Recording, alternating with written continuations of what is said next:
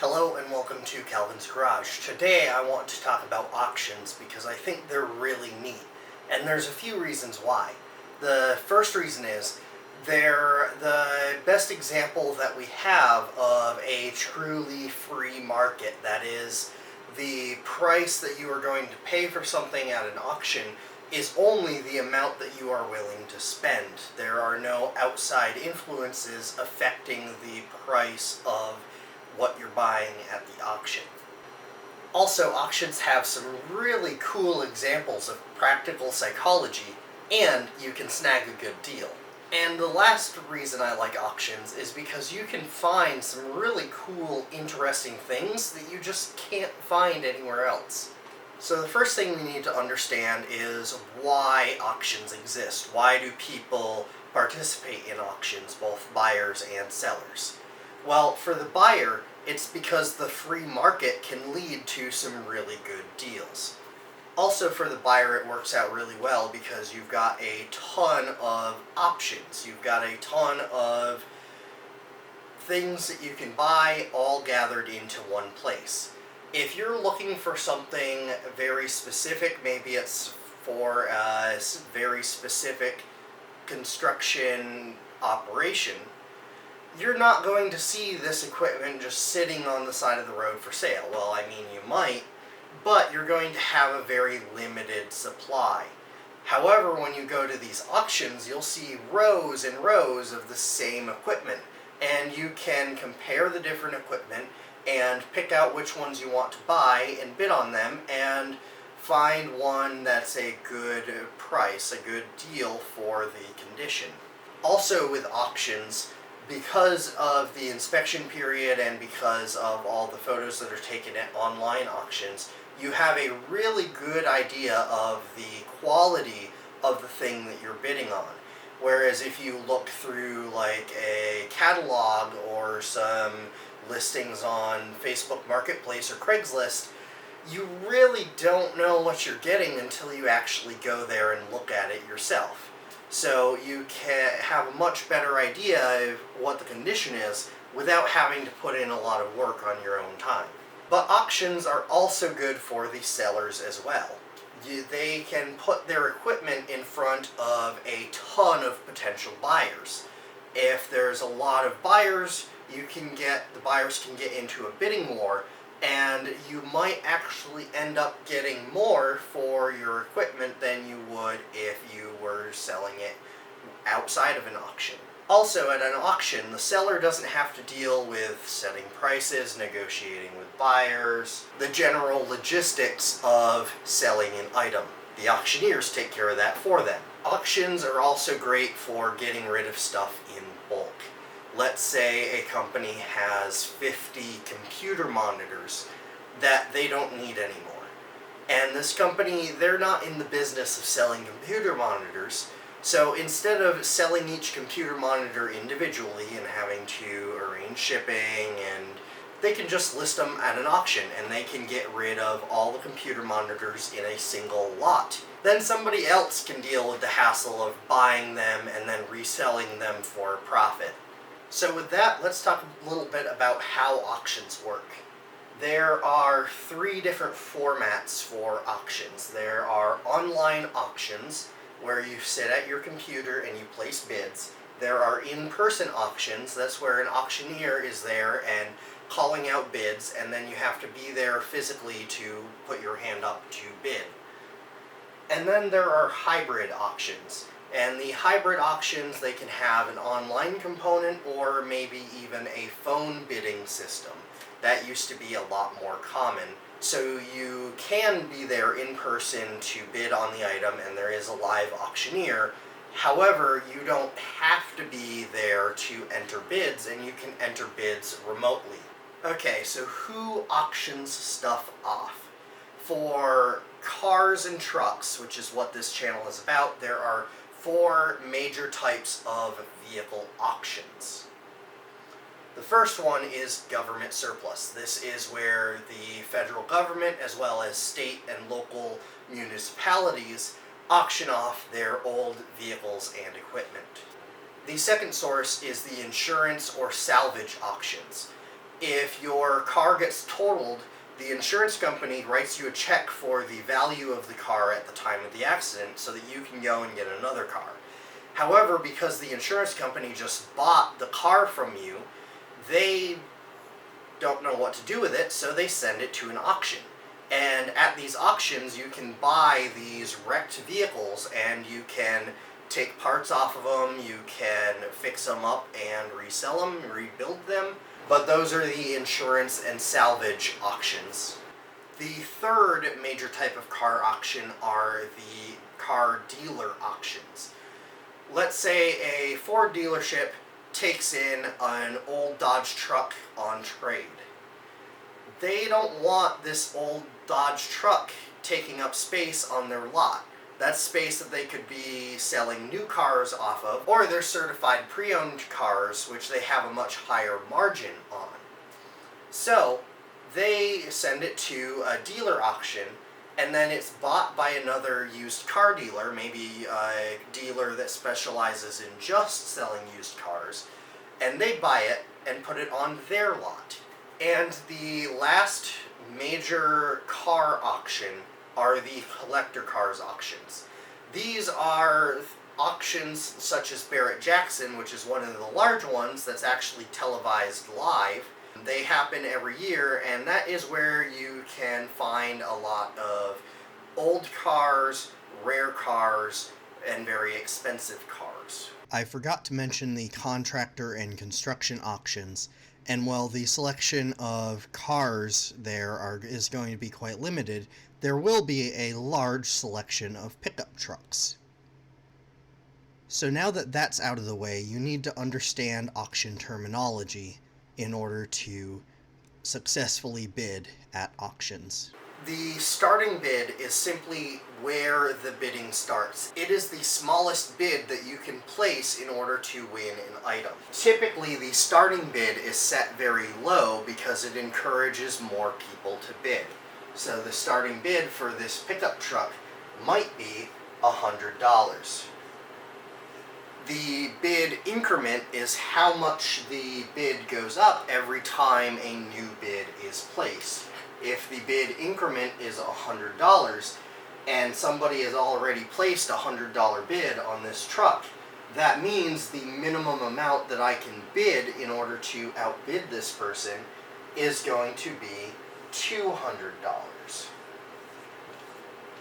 The bid increment in a live auction is decided by the auctioneer. However, in a timed auction, it's usually a set amount, and it usually changes based on the bid amount. Now, a proxy bid, also known as an absentee bid, is a way to bid on an item when you're not right there watching it.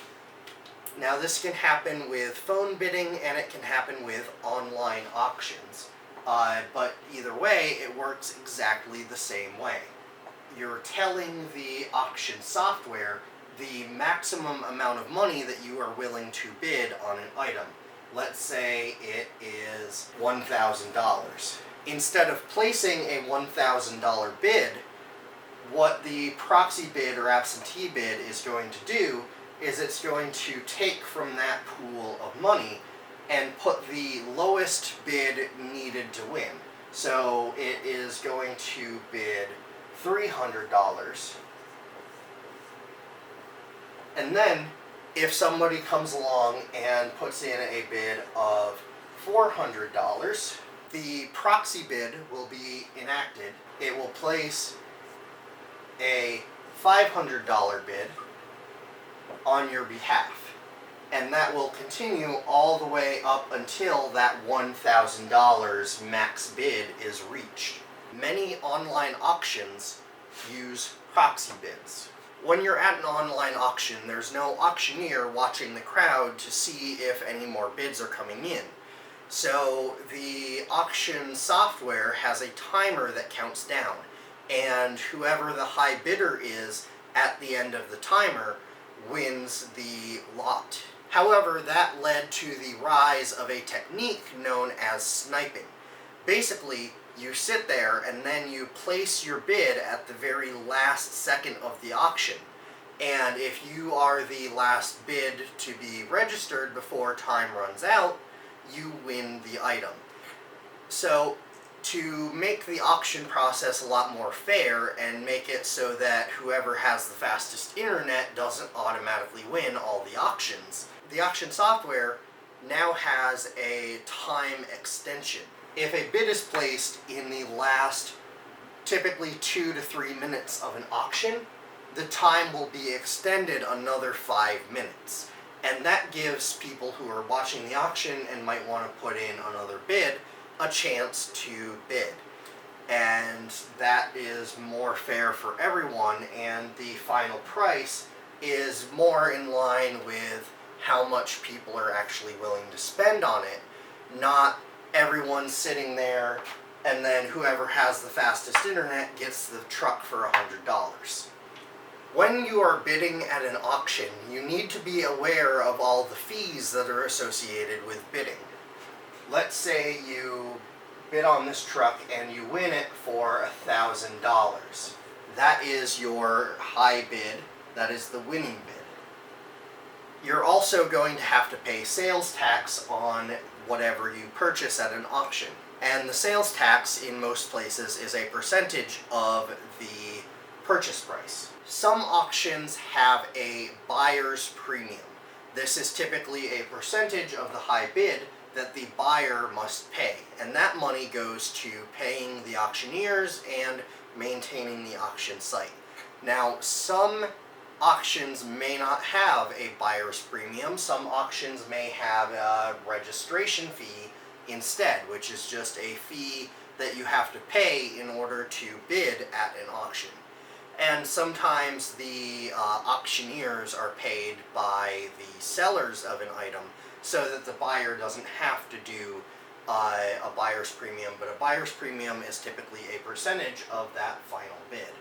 So you need to be aware of all these fees associated with buying stuff in an auction, because that $1,000 purchase might end up being closer to $1,300 after paying all the fees. The starting bid is usually set fairly low to encourage many people to bid on an item. However, if the item were to sell for this amount, it would be a huge loss to the seller. And so sellers may not accept the starting bid. They might have a reserve price. The reserve price is the minimum price that a seller is willing to accept for an item. Let's say this truck has a $500 reserve. Bidding can commence from the starting bid all the way up past the reserve price, but if the high bid at the end of the auction does not meet the reserve price, the seller is not obligated to sell the item. A hidden reserve is a reserve price that is not publicly known. Typically, you are made aware of whether an item has a reserve price or not. However, that reserve price might be hidden, so you don't know what that reserve price is. And lastly, a no reserve auction is an auction that does not have a reserve price at all.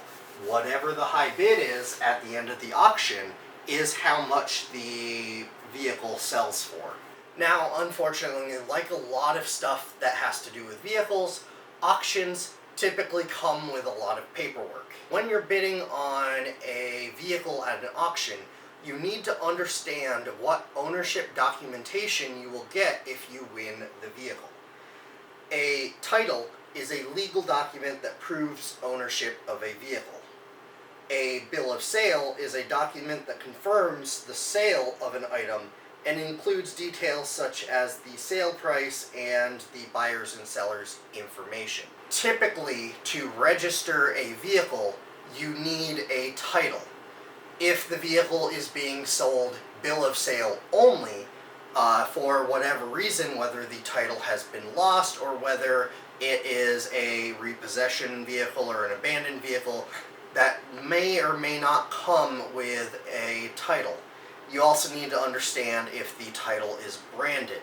A branded title, whether it's flood or salvage or rebuilt or repossession or odometer fraud, those are warnings basically that come on the title to tell you that there is something wrong with this vehicle. Something happened to this vehicle in the past that future buyers need to be aware of, and typically that will be included on the title. So you need to understand the laws of your state, you need to understand what ownership documentations the vehicle comes with, and if it does not come with a title, you need to understand the process, how you might be able to get a title for the vehicle before you're able to register it and drive it. But again, that depends on the state. If you are bidding on a vehicle in a state that you do not live in, you should look into a sales tax exemption form. Many of the auction houses are able to fill out this form. Basically, it says, hey, I'm going to buy this vehicle, I'm going to transport it out of state, I'm going to register it in the state that I live in, and when I register it there, I'm going to pay sales tax there. And it exempts you from having to pay sales tax in the state where you bought the vehicle. Now, again, depending on the laws of your state, you may or may not be credited for sales tax paid to another state, and it may be hard or easy in order to claim that credit. So, if you are bidding on a vehicle in another state, you should look into the sales tax exemption. When you're bidding at military and government surplus auctions, you may see something about an end-use certificate. It is just a form used to document the intended use of a vehicle. This mostly applies when you are bidding on Humvees. The Humvees were not really intended for use on public roads. Now, depending on the laws of your state, you may be able to get a title for them and register them and drive them on the roads. And then there are certain disclaimers that a vehicle may have. One example is a deactivated emergency vehicle disclaimer. These usually say things like, hey, these might have had antennas or radios, and they might have holes in the roof that may or may not be patched, may or may not have lights, but they are just deactivated. It's more just a warning on your part, warning the potential bidders that this was an emergency vehicle, and because of that, it can have specific damages associated with it. So here's just a couple quick examples. You can see on this car the spotlight has been removed, which means there's a giant hole in the A-pillar, and that's going to go straight into the cabin. And when you look on the inside of this car, you see a mess of wires where all the radios and computers and everything were. On this car here, you can see it has the same hole in the A-pillar. It probably also has some holes on the roof and through the back window where the lights once ran. It also has the back seat completely removed, and it may have other damage associated with removing those lights. And you can tell by the state of the door that the decals were ripped off in a hurry, and so that can cause permanent damage to the paint. If I were to buy an old police car or fire truck, I would want to buy the most complete one that I could find, preferably one that still has the decals on it. If you take the time to remove the decals very carefully, you can preserve the paint underneath, and you won't have a messy paint job. Also, as you remove the components, you can fill the holes, you can take care of the wires, and you won't have to worry about any electrical problems or leaking roofs later on down the road. So I would prefer to buy a complete functional car and then remove all the emergency components myself later so that I know that they were done correctly and not done haphazardly that's going to cause further damage to the car. But that's not always the option. So now that the boring paperwork is out of the way, let's get into the psychology of auctions. This is the part that I really like. The first concept I want to talk about is the sunk cost fallacy. The idea is that once we have invested time, money, or effort into something, we feel like we need to see it through to the end. In an auction context, this might look like continuing to bid on an item even though it no longer makes financial sense to do so. In your head, you're thinking that you've already invested several bids onto this item. It would be a shame if you didn't win it. However, in order to get over this, you need to realize that placing a bid on an item, if you're outbid, you have not lost any money. For every single bid that I place, I am evaluating in my head, is this vehicle worth this amount of money that I'm bidding on it? And it does suck to be outbid. I am outbid a lot because I don't put large bids on vehicles. Typically, I am bidding much lower than the vehicle is actually worth. I'm just placing bids to see if I happen to win it at that very low price. I have to remember, I have not lost any money. All I did was type into a computer a number. I didn't put any money down, no money left my account. I have not lost any money if I am outbid. This goes hand in hand with target fixation. This is the idea that once we have our sights set on a particular item, we become fixated at winning this item at all costs.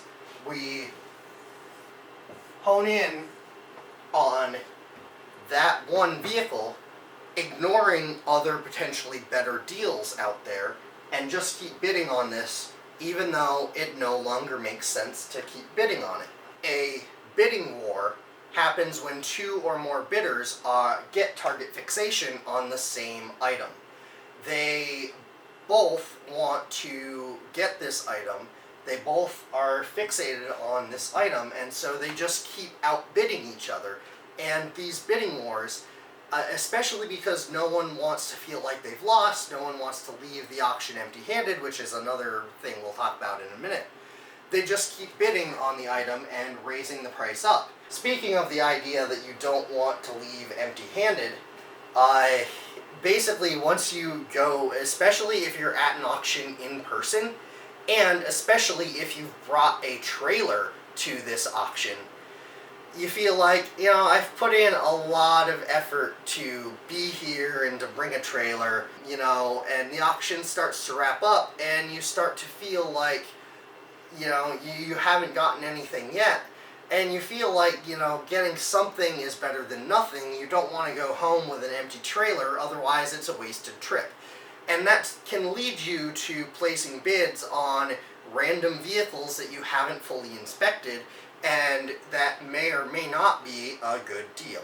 And lastly, buyer's remorse. You get the vehicle, and you get it home, and right away, it's a shiny new purchase, you've won something, it's a nice hit of dopamine, but that high starts to wear off, and then you're looking at this vehicle, and you're just like, I spent too much money on this thing. Why did I buy this? I don't need this. You start to regret your purchase. Now, everything at an auction is really designed to get you to bid on things without thinking about it. Even the auctioneer's chant, or in the case of an online auction, that timer counting down, it pressures you into placing bids without thinking about it. The auctioneer's chant, you can actually go to school to learn an auctioneer's chant. It impresses a sense of urgency into the bidders and can cause them to place bids without fully thinking about it, and it can lead to someone overpaying. So with all those potential pitfalls out there, how do you get a good deal at an auction? The first thing is you should always look the horse in the mouth. That is to say, you should never bid on a vehicle or anything sight unseen.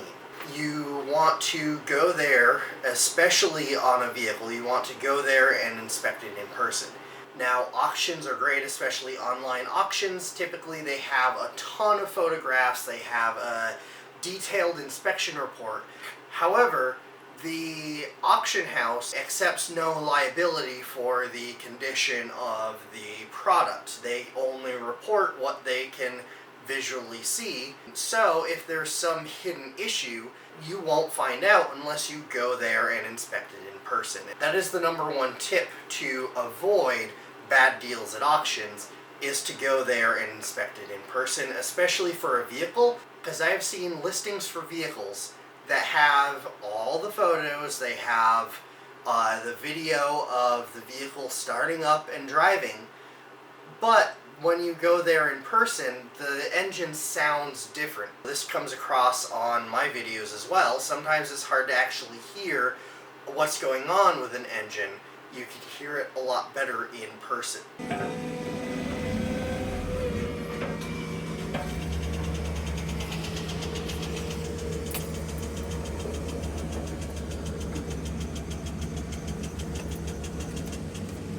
The second thing is to read all the fine print. Understand what fees you are going to have to pay, understand what documentation the vehicle comes with, if there's any reports regarding the title or the mileage. Make sure you read all of the fine print at the auction. Make sure you don't overbid. Next, you shouldn't get stuck on a particular item. So if you're looking at 4 different identical pickup trucks, same model year, same make, they might have slight differences in the condition. Typically what I do is I evaluate all of them and I will rank them. Maybe I think this one is the best, and then this one is number 2, and then that's number 3, and that's number 4. So I rank them based on the condition, and then I assign a price range to each of them. I assign a max bid. Let's say this one, I would definitely feel comfortable bidding $5,000 on it. This one, because it's a little worse, I wouldn't want to go over $3,000. This one, I probably about the same, $3,000.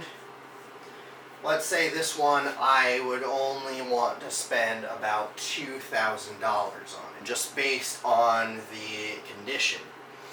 Now, it's important to remember, sure, you might want the best vehicle out there because you don't want to have to buy something and then spend a bunch of money fixing it up.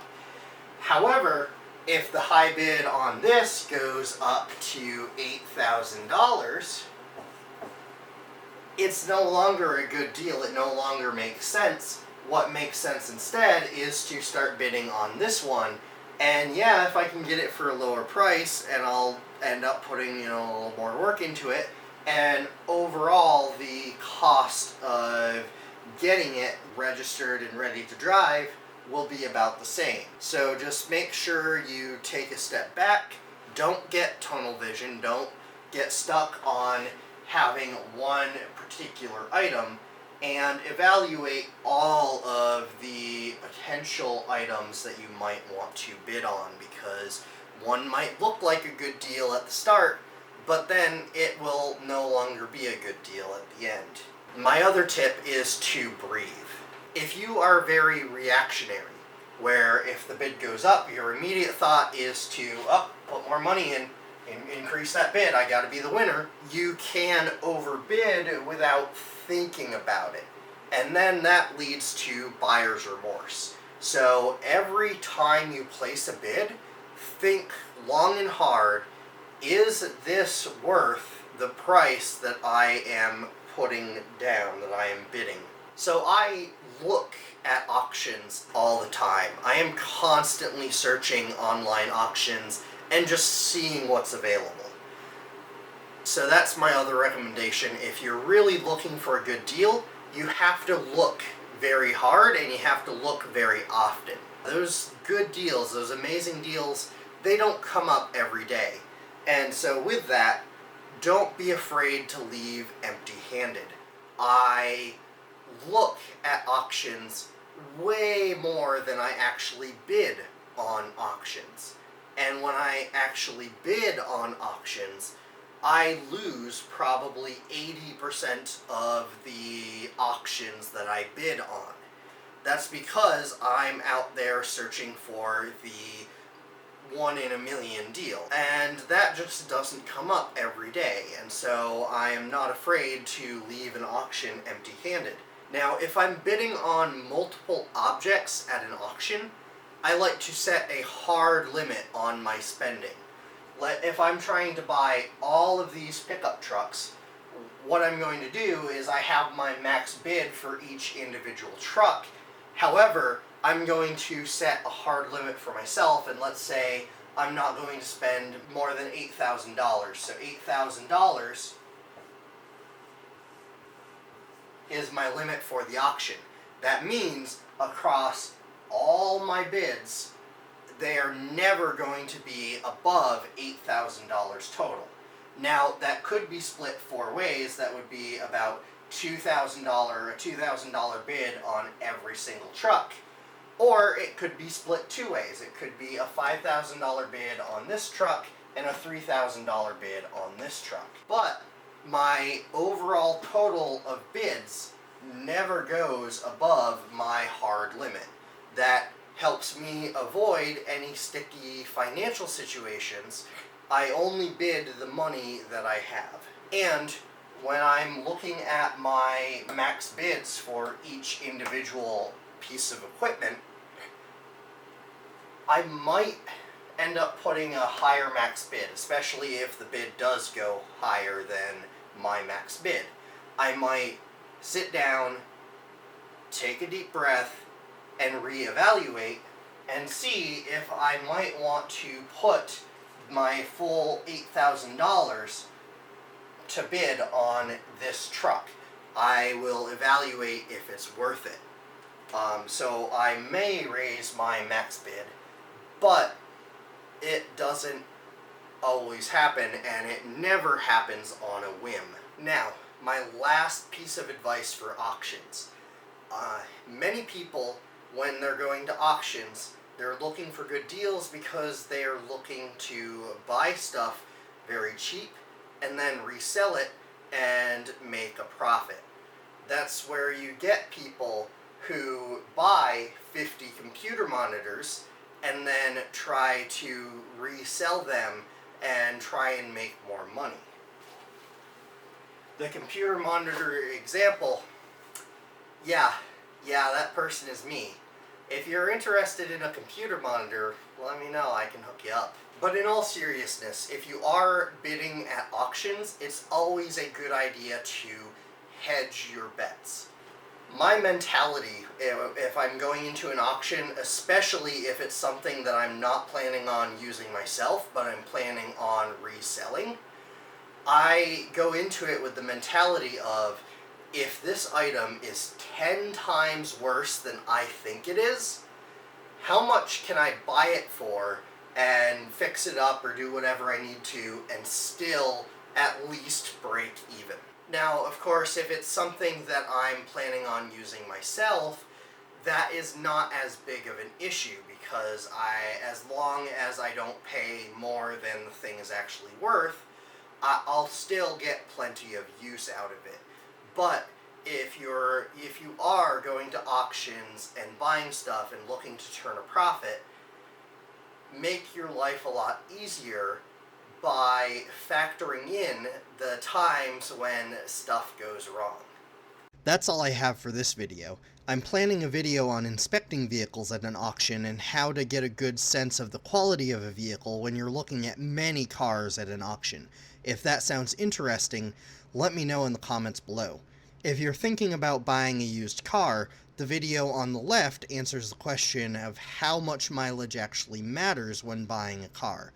If you're interested in buying an old army truck like my 1952 Rio M35, the video on the right is all about how to buy old military trucks.